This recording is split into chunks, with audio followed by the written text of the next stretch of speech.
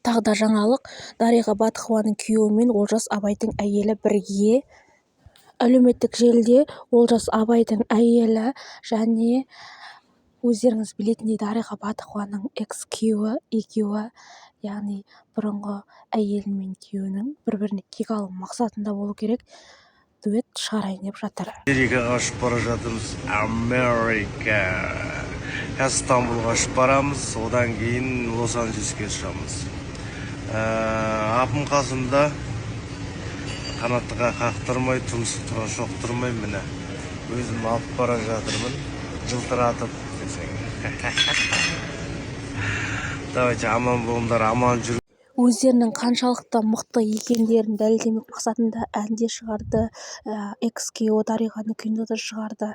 Олжас Абайдың әйелі ән де шығарып, бір-бірінен кек алмақшы мақсаты ма, или қызғансын деп па, осы тұста екеуі дуэт құрамын деп бір-бірінен махаббат болып кетпесе жарар еді. Сіздер қалай ойлайсыздар? Олжас Абайдың бұрынғы әйелі мен Дариға Батықованың күйеуі бір-бірінен жарасымды жұп шыға ма? Қалай ойлайсыздар? Кектен туған махаббат болып, тағы да әлеуметтік желіні жарады деп ойлаймын. Бір жағынан қарасақ, ол да дұрыс сияқты. Мүмкін Олжас Абайдың іші күйу керек шығар. Осындай әдемі әйелін тастап кеткен. Немесе Дариға Батықова күйеуін тастап кеткені іші күйу керек пе еді? Қалай ойлайсыздар?